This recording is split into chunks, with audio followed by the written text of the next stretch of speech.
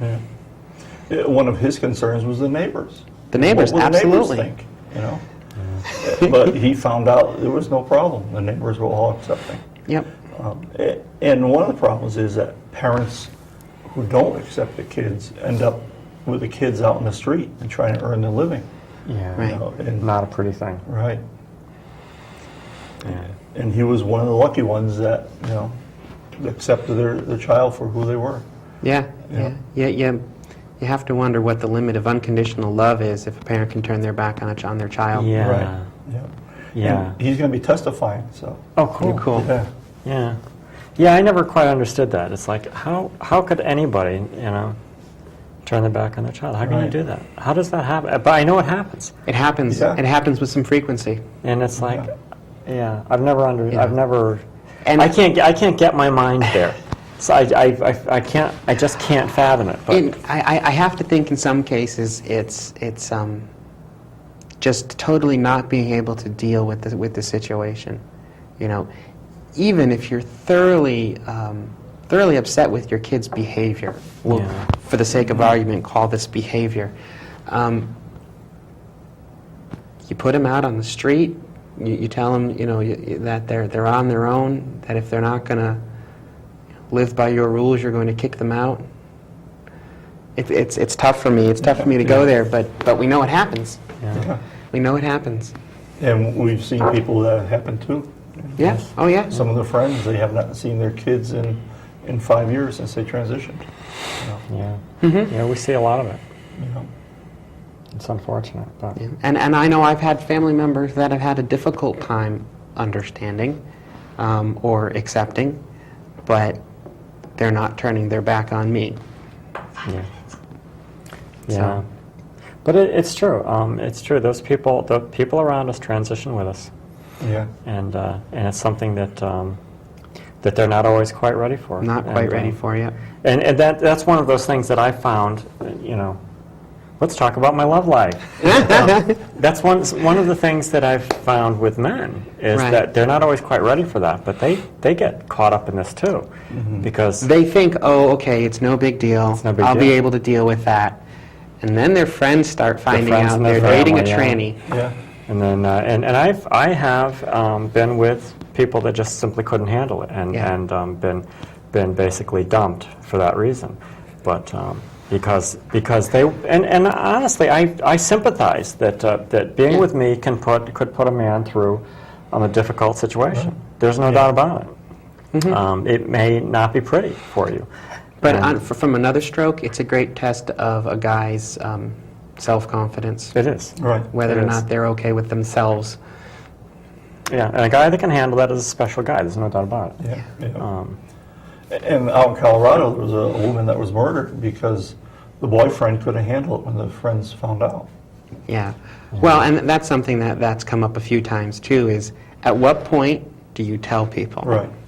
Yeah, well, you know, if you're going to be getting intimate with them, I would say sooner.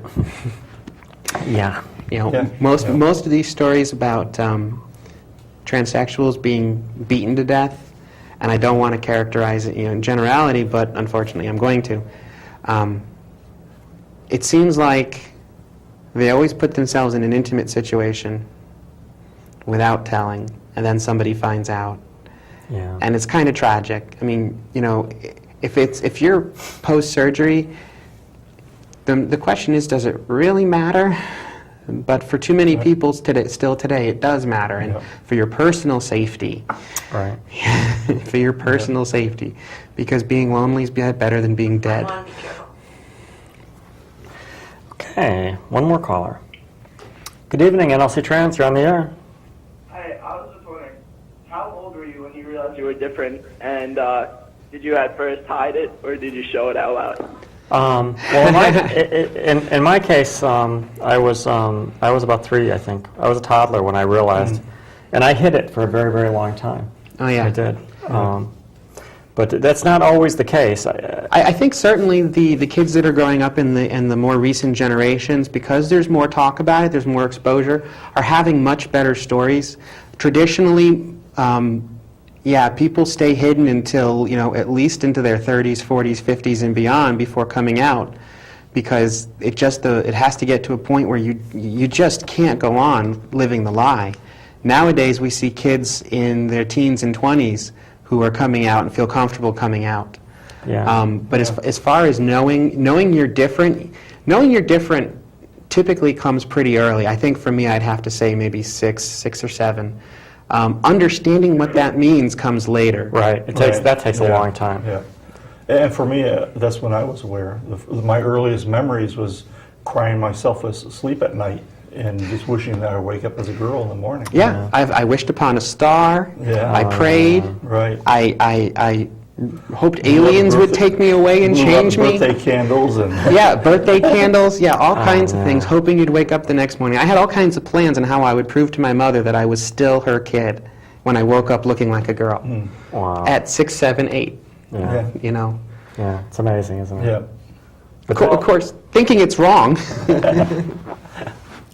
Well, I hope I can be strong. So thank you. Thank you. Thank you.